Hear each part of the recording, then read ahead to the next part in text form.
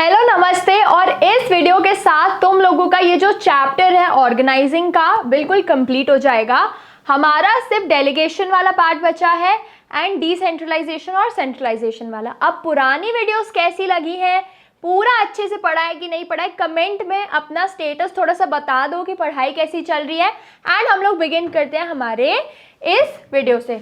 अब तुम्हारा ये जो पार्ट है डेलीगेशन ऑफ अथॉरिटी, ये थोड़ा सा रिलेटेड हो जाएगा तुम्हारे प्रिंसिपल से, जहाँ पे तुमने क्या पढ़ा था कि authority responsibility should be equal.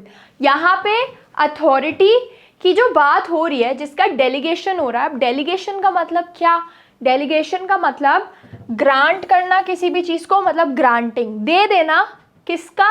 Authority का। अब किसको दोगे अथॉरिटी? एक अपर लेवल से लोअर लेवल के पास ही आएगी।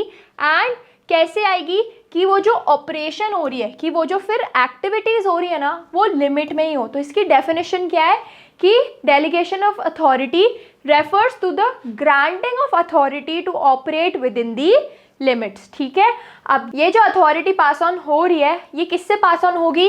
ये पास ऑन होगी एक सुपीरियर से एक सबऑर्डिनेट तक, मतलब एक अच्छे टॉप लेवल से एक लोअर लेवल वाले तक कंपैरिजन में, कि जो पास ऑन कर रहा है वो एक हायर लेवल पर हो एंड जो पास ऑन हो रही है चीज़ वो एक लोअर लेवल वाले को हो। अब इसका बेनिफिट क्या होता है? It helps the manager to extend area of operation. अब क्या होगा, एक मैनेजर है, उसने पास कर दी अथॉरिटी, तो वो बाकी इंपॉर्टेंट चीज़ों पे ध्यान दे पाएगा एंड हमारा जो एरिया ऑफ ऑपरेशन है वो भी इंक्रीज हो जाएगा, वो भी ग्रो हो जाएगा, उसकी एक्सटेंड बढ़ जाएगी। इसी के साथ क्या होगा? It will help a manager to focus on high priority areas. मतलब वही चीज़ जो मैंने अभी बताई कि अथॉरिटी पास ऑन करना, डेलीगेशन करना अथॉरिटी का, मैनेजर को हेल्प करेगा बाकी इंपॉर्टेंट, बाकी हाई प्रायोरिटी एरियाज पर फोकस करने में। एंड ये ऑर्गेनाइजेशन को एक ग्रोथ भी देगा क्योंकि एरिया ऑफ ऑपरेशन हमारा इंक्रीज हो जाएगा। ठीक है।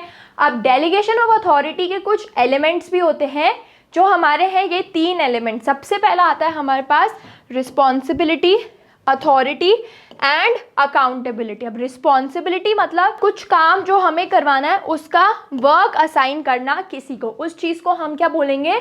रिस्पॉन्सिबिलिटी बोलेंगे। अब ये नहीं है कि हमने सिर्फ काम दे दिया तुम कर लो, जैसे भी उस काम को तुम्हें बहुत तरीके से करना है, एक प्रॉपरली परफॉर्मेंस शो करनी है, तभी वो चीज़ रिस्पॉन्सिबिलिटी के अंडर आएगी। एंड अगर आप किसी को कुछ रिस्पॉन्सिबिलिटी दे रहे हो तो उसी के साथ साथ अथॉरिटी भी दो, मतलब एक पावर भी दो डिसीजन लेने के लिए। अब हमने प्रिंसिपल्स में क्या पढ़ा था कि authority is equal to responsibility. मतलब तुम लोगों ने अगर किसी को कुछ अथॉरिटी दी है काम करने की या उनको कुछ काम दिया है तो रिस्पॉन्सिबिलिटी तो साथ साथ में मिलेगी ही मिलेगी। बट अगर रिस्पॉन्सिबिलिटी दे रहे हो, यूजुअली क्या होता है कि रिस्पॉन्सिबिलिटी दे देते हैं बट साथ में अथॉरिटी नहीं देते। तो रिस्पॉन्सिबिलिटी दे रहे हो तो उसके साथ अथॉरिटी भी दो, तभी जाके authority will be equal to responsibility. And फिर आता है हमारे पास अकाउंटेबिलिटी। सो अकाउंटेबल होना मतलब जो चीज़ तुमने करी उस चीज़ का आंसरेबल होना। जैसे मेरे पास कुछ काम था करने के लिए, मेरे को किसी ने कुछ काम दिया करने के लिए एंड वो काम मैंने पास ऑन कर दिया। वो काम मैंने क्या किया? किसी को पास ऑन कर दिया।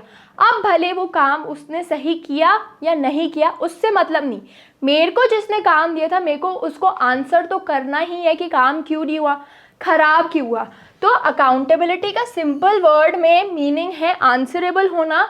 एंड आंसरेबल होना किससे आएगा? जब तुम लोगों को किसी काम की रिस्पॉन्सिबिलिटी मिलेगी ही मिलेगी। अब ये जो फ्लो होता है ये हमेशा अपवर्ड होता है, मतलब जिसको काम दिया था, काम मैंने दिया था, वो आंसरेबल होगा मेरे को, एंड मेरे को जिसने काम दिया था मैं आंसरेबल होंगी उनको। तो ये हमेशा फ्लो होता है अपवर्ड। ठीक है, इतना क्लियर। अब नेक्स्ट आता है हमारे पास सेंट्रलाइजेशन एंड डिसेंट्रलाइजेशन। अब ये भी हमने पढ़ा था बट इसको थोड़ा डिटेल में देख लो। अब सेंट्रलाइजेशन क्या होता है कि अगर कोई भी अथॉरिटी है, कोई भी क्या है अथॉरिटी है, वो एक ही लेवल ऑफ मैनेजमेंट होल्ड कर रहा है। यूजुअली वो हमेशा top level of management he hold करता है। यूजुअली वो कौन होल्ड करता है? Top level of management. अब इस अथॉरिटी का जब कॉन्सेंट्रेशन होता है, मतलब ये अथॉरिटी जब सिर्फ टॉप लेवल होल्ड करता है, कॉन्सेंट्रेशन है टॉप लेवल के हाथ में ही है, तो उस चीज़ को हम क्या बोलते हैं? सेंट्रलाइजेशन। ठीक है, ये एक सही चीज़ नहीं होती एक एंटरप्राइज के लिए, एक ऑर्गेनाइजेशन के लिए। ये एक सही चीज़ नहीं होती है। इसके कंट्रास्ट में क्या सही चीज़ हो सकती है, तो दैट इज़ डिसेंट्रलाइजेशन। डिसेंट्रलाइजेशन मतलब कि एक इवन, मतलब एक सही तरीके का, सही अमाउंट का और एक सिस्टमैटिक डिस्ट्रीब्यूशन करना अथॉरिटी का हर लेवल पे। मतलब ऐसा नहीं कि सारी डिसीजन मेकिंग लोअर लेवल को ही दे दो, टॉप के पास कुछ बचे ही नहीं, ऐसा पॉसिबल ही नहीं है। तुम टॉप को भी रखो, मिडिल को भी रखो एंड लोअर को भी रखो, बट सबको इवनली रखो। तो इससे क्या होगा, आपकी ऑर्गेनाइजेशन में नए आइडियाज़ भी आएंगे, आपके वर्कर्स बहुत अच्छे से काम भी करेंगे क्योंकि उनको भी एक तरीके से वैल्यूड एंड हर्ड फील होगा। सो अगर सही अमाउंट ऑफ डिसेंट्रलाइजेशन फॉलो किया जा रहा है एक ऑर्गेनाइजेशन में, तो वो उस ऑर्गेनाइजेशन के लिए एक बहुत अच्छा बेनिफिट हो सकता है।